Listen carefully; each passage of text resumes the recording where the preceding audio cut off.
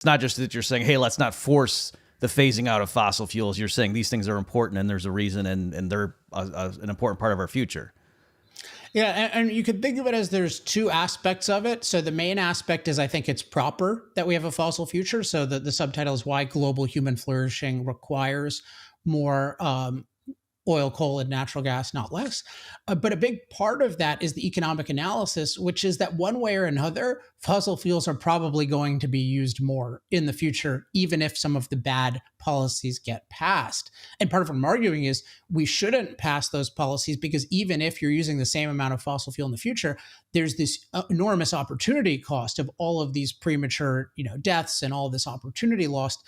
And one thing, when you mention people talk about phasing out fossil fuels, I just always try to think the world is extremely poor. Like I just always try to have that in my mind. By our standards, the world is poor.